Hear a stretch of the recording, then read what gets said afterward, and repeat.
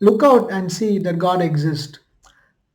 Today, there are many debates going on between atheists and believers regarding the existence of God and using science and biology and so many other things. But I would suggest that to know that God exists, you just have to look outside the window. In a matter of 30 seconds, one can know that God really exists. So now, let me give you an illustration. Just look outside the window and we see there are trillions and trillions of trees in this world. For instance, let's take the case of fruits. There are so many varieties of fruits: orange, banana, grapes, and you see each one in many different colors in yellow, orange, red. You see how each and every fruit has its own unique color and taste.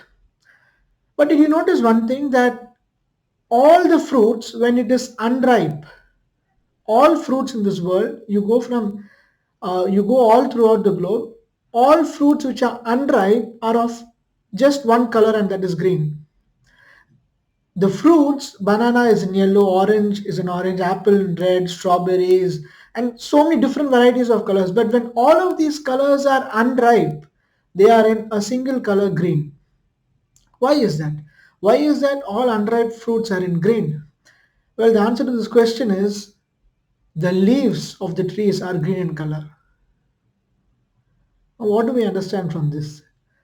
The fruit is hiding itself within the trees because as of when it is unripe, it is not fit to be consumed.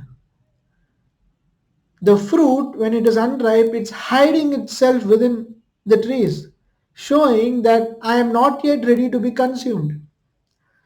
And once the fruit becomes ripe, it automatically falls down. It automatically, it just falls down on the floor, on the ground. No matter when it is unripe, no matter how hard you shake the tree, nothing wins. Of course, there are some sick fruits or some weak fruits which fall down, but majority of the fruits, more than 99.99% of the fruits, after they are ripe, when they are ready to be consumed, they fall down on the floor. Why is that? Because it knows that the people who are going to consume me do not have the ability to fly, neither are they so tall that they can reach and take me, so the fruit knows that I have to go down in order to be consumed. And now after the fruit is being consumed, you see, let's say you bought apples along with your friends and you're just walking in the street and you ate apples and you just spat out the trees, you just spat out the seeds. You ate apples and you just spat out the seeds and you just continued walking. If you're walking, let's say on a field, not on a road, you come another 5 years and you see another tree is over there. The seed brings back the life. And that is how the trees are multiplying.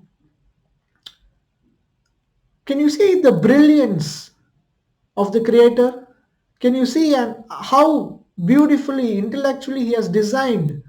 Do you seriously think that this kind of uh, mechanism and this kind of creation just came into being by a random explosion?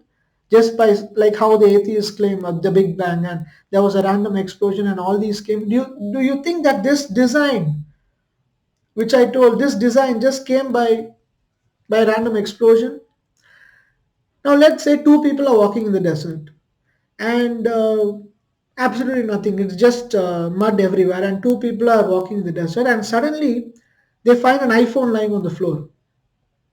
One person says, "Oh wow, there is an iPhone. There is certainly a person who has manufactured this. There is certainly a person who has designed this."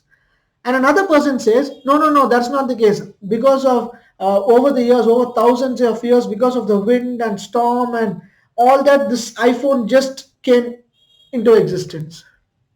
Would you believe such a thing?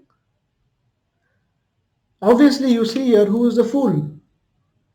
The person, but in today's world, the person who says there is God is considered to be a fool, and the person who says an atheist, he claims proudly, "I'm an atheist." It's very simple that every creation has a creator. How foolish it would be if I told you that, let's say, this piece of remote just got formed by itself. Obviously, no, right? There is a person who has designed, who has manufactured this product. Certainly, this world was created by a creator. Now, I would like to read to you a scripture portion, Psalm 53, just the first two verses. The fool has said in his heart, there is no God. They are corrupt and have done abominable iniquity. There is none who does good. Now see the second verse. God looks down from heaven upon the children of men to see if there are any who understand, who seek after God. God is looking out from heaven and saying, are there anyone who understand? Are there anyone who seek after me? Now let's take a decision to seek God, to know Him. And it's very simple. We just have to open our eyes and look out. The more you see the creation, the more you see the brilliance in the creation, the more you realize that there is a creator. As it's written in Hosea chapter 6 verse 3, let us use all of our strength and all of our might to know Him. Let's use every inch of our strength to know God, to know Him more and more. And that is the reason why we are here. We just have to open our eyes and look around to see that there is something going on. We are not here by an accident. We are not here by a random explosion. There is something going on. We can know that there is a God by just looking outside the window. And let's take a decision to seek after Him, to know Him with every inch of our strength. Have a nice day and thank you.